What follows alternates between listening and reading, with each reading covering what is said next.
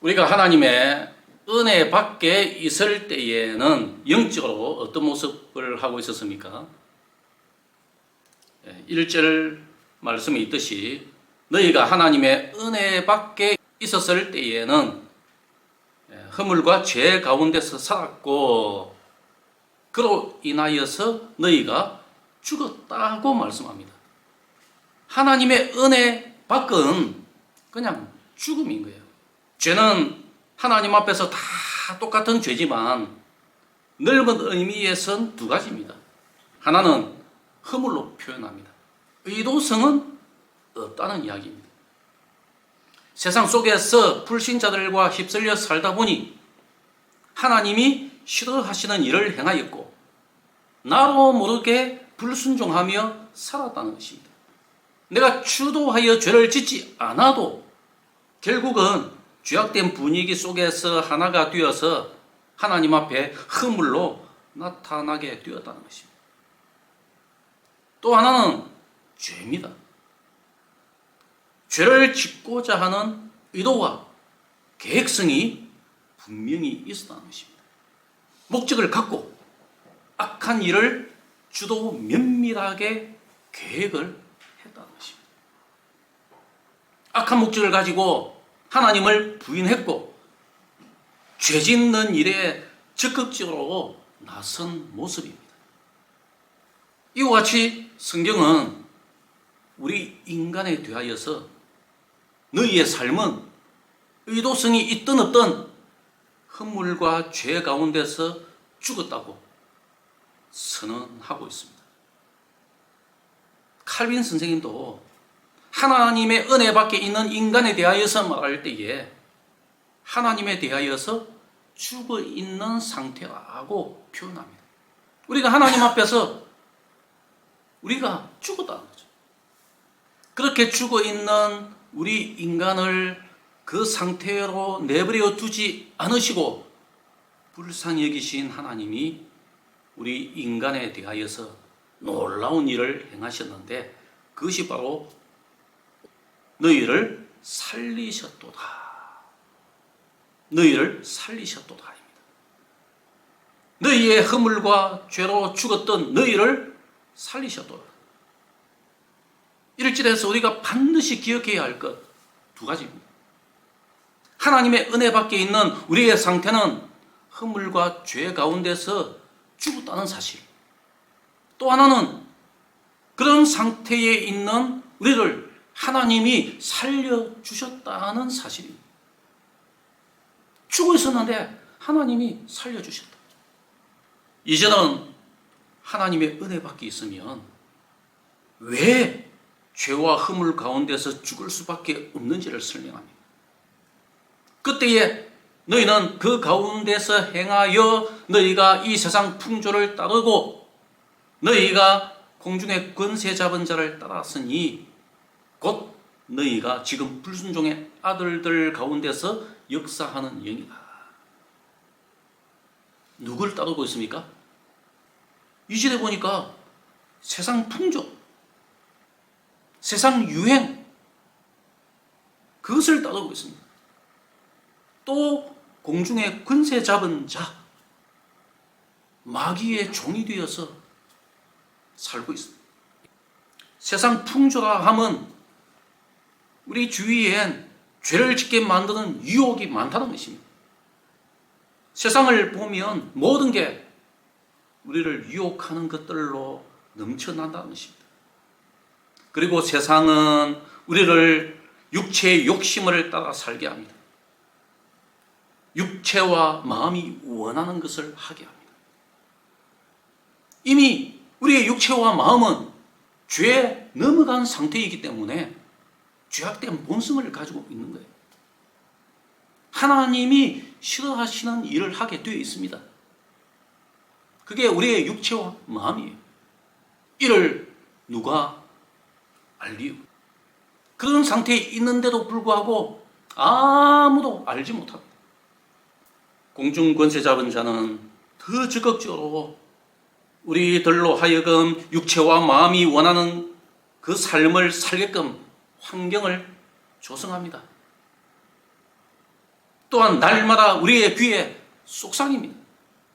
내 마음이 원하는 것과 마귀가 속삭이는 그 음성을 따라 살다 보니 우리도 결국은 진노의 자녀가 됩니다. 2절에 그때에, 3절에 전에는 그렇게 살았다는 거예요. 그때에는 세상 풍조를 따라 살았고 공중의 권세 잡은 자를 따라 살았고, 전에는 육체의 욕심을 따라 지내며 육체와 마음이 원하는 것을 하여 그렇게 진노의 자녀가 되어 살았다는 것입니다. 세상 풍조에 발맞추어 살지 않으면 불안해서 견딜 수가 없었을 것입니다. 지금 우리의 심정처럼 세상 사람들처럼 살지 않으면 세상에서 퇴보한다고 생각했을 것입니다.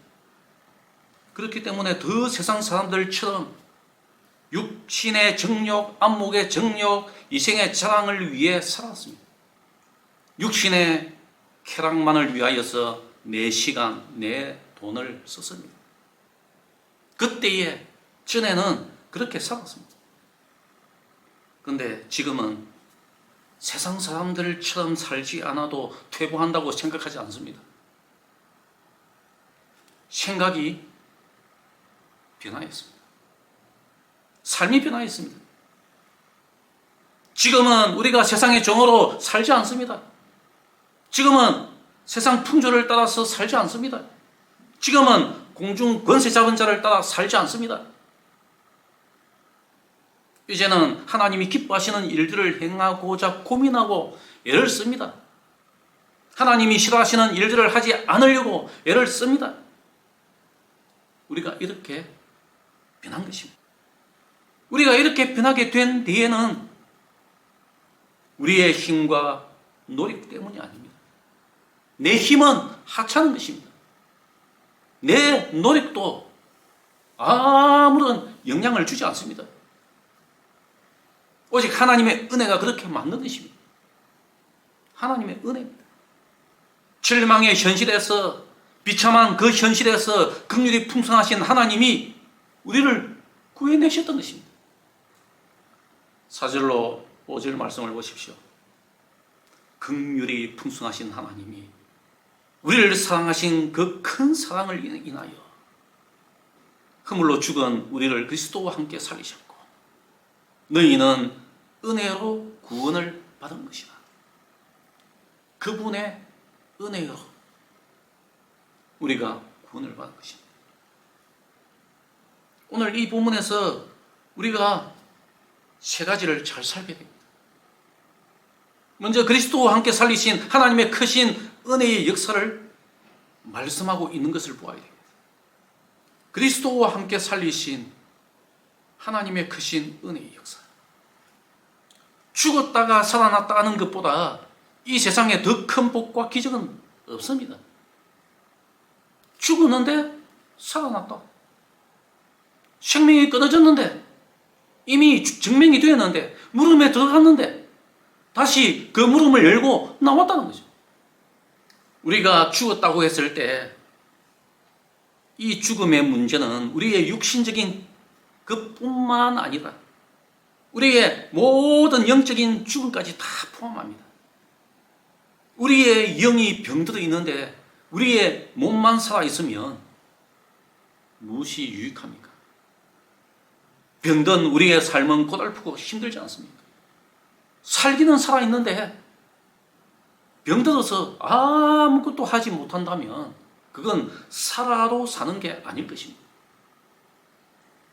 영혼은 죽고 몸만 살아있는 사람들에게 예수님이 말씀하십니다. 요한계시록 3장 1절 말씀에 내가 네 행위를 아노니 네가 살았다 하는 이름은 가졌지만 죽은 자로다. 부활하신 예수님이 4대 교회를 향하여서 하신 말씀입니다. 너희는 살았다고 하지만 실상은 죽었다고 예수님이 선포하신 것입니다. 오늘날 이런 사실을 알지 못한 채 사람들은 살고 있습니다. 죽었는데 살아있는 듯 살고 있습니다. 예전에 식스센스라는 영화가 있었습니다. 그 영화에 보면 주인공이 실제로 죽었는데 자기 혼자만 살아있는 듯 살아갑니다. 사람들하고 이야기도 합니다. 그런데 사람들은 자기가 말하는 것에 대하여서 반응을 하지 않습니다. 그런데도 자기는 그들과 끊임없이 이야기합니다. 나중에 가서야 자기가 죽었다는 사실을 깨달고 충격을 받습니다. 우리는 이런 삶을 살지 않아야 합니다. 그리스도와 함께 살리시는 하나님의 은혜 속에서 살아난 우리는 어리석게도 다시 죽는 삶을 살지 않아야 합니다. 그리스도와 함께 살아났지 않습니까? 그런데도 많은 그리스도인들은 다시 죽는 삶을 삽니다. 4절에 보시면 우리가 살아난 그 배경에 대하여서 말씀합니다. 긍휼이 풍성하신 하나님이 우리를 사랑하신 그 큰 사랑을 인하여 하나님의 크신 은혜, 하나님의 크신 사랑 때문에 우리가 살아났다고 말씀하고 있는 것입니다. 하나님의 성품이 풍성하신 은혜와 긍휼과 사랑이기 때문에 죽어있는 우리를 보시고 살리지 않고는 견딜 수가 없었던 것입니다. 그게 하나님의 성품입니다. 자기 백성을 사랑하지 않고는 견딜 수 없는 하나님이시기 때문입니다. 자기 백성을 그리스도 안에서 용서하지 않고는 견딜 수 없는 하나님이시기 때문입니다. 믿는 자에게 풍성하신 은혜와 긍휼과 자비를 쏟아붓지 않고는 견딜 수 없는 그 하나님을 기억합시다. 우리가 진노의 자녀였고 멸망의 자식이었지만 하나님의 성품 때문에 우리를 그리스도와 함께 살려주신 줄로 믿습니다. 우리가 한 것은 아무것도 없습니다. 비참한 상태에 있는 우리는 스스로 살아날 힘이 없습니다. 그리스도와 함께 살아난 것은 전적으로 하나님의 은혜 덕분입니다. 그 은혜를 기억하면서 우리는 날마다 감사해야 하며 살아가야 됩니다. 이런 은혜를 받은 우리가 보여야 할 그 반응은 무엇입니까? 의도하지 않았던, 의도했던 죄 짓는 삶에서 벗어나서 이제는 주의 부르심을 따라서 내가 살아가는 그곳에서 주의 영광을 보아야 됩니다. 이제는 주의 영광을 보는 자들로 살아가야 됩니다. 예전에 연예인 교회 목회를 하셨던 분이 이런 말씀을 하셨습니다. 연예인 교회를 시작한 후에 연예인들이 교회에 나오기 시작했습니다. 교회에 나오면서 말씀 붙들고 살기 시작했고 성경 공부하면서 조금씩 그 삶의 변화가 생겼습니다. 그 와중에 몇 명은 목사님을 찾아와서 이런 고민을 말합니다. 우리가 말씀을 통해서 은혜 받고 나니 사역자의 길로 가고 싶은 마음이 생겼고 연예인의 활동을 안 하기도 했다는 것입니다. 그 이유가 연예계에 있으면 유혹이 너무 많아서 예수님을 잘 믿기 힘들다는 것입니다. 연예계에 있으면 죄짓기 너무 쉽다는 것입니다. 그때의 목사님이 하신 말씀이 이것입니다.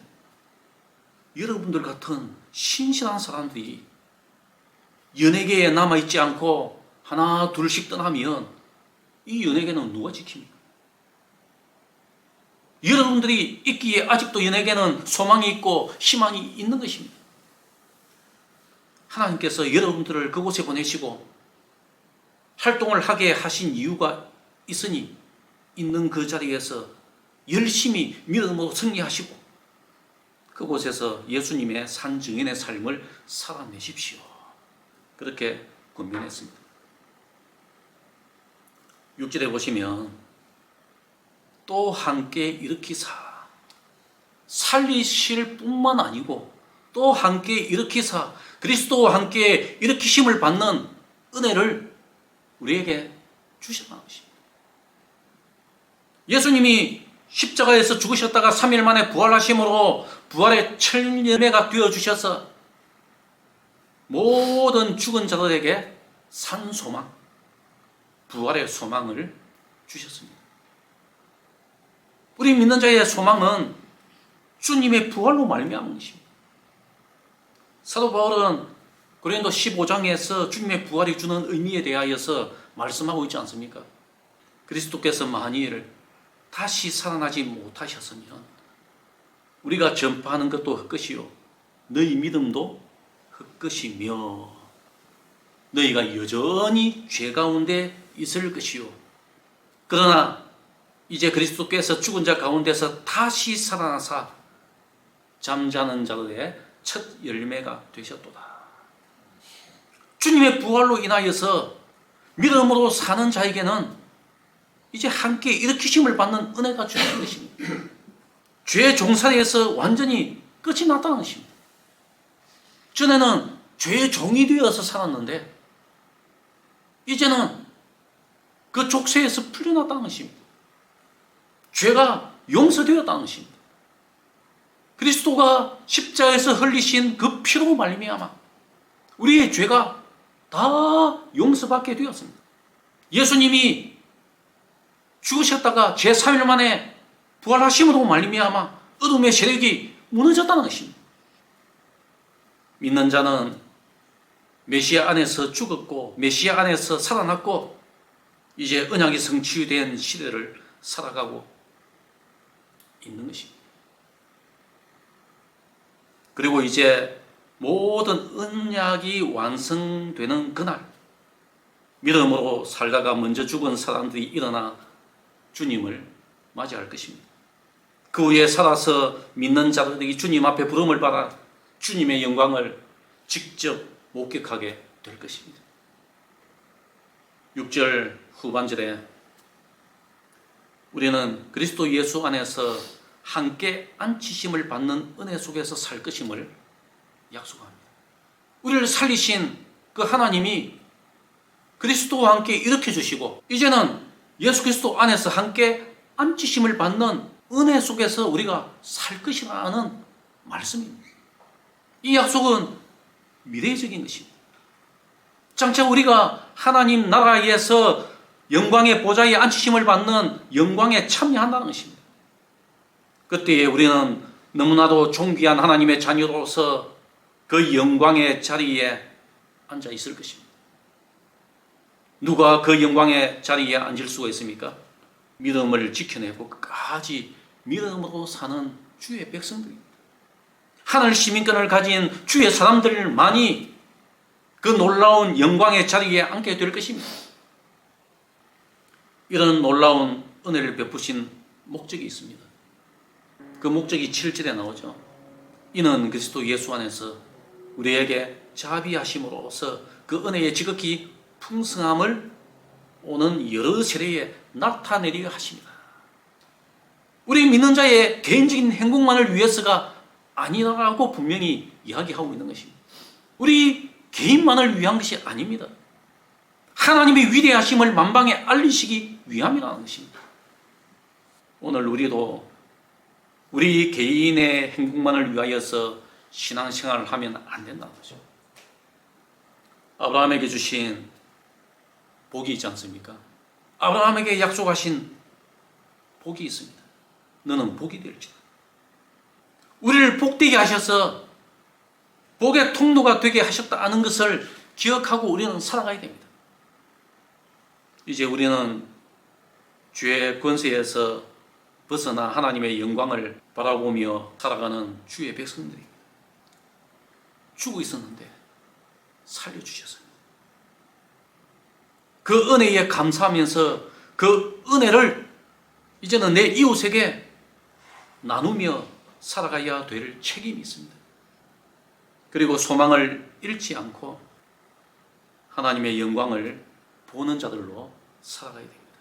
오늘 우리가 이 말씀을 통하여서 우리의 삶이 더 그리스도 안에서 풍성해지고 우리에게 남겨진 남은 생애 동안에 우리가 하나님의 사랑을 더 깊이 경험하며 또 소망 중에 즐거워하며 살아갈 수 있는 여러분 모두가 다 되시기를 주님의 이름으로 축복합니다.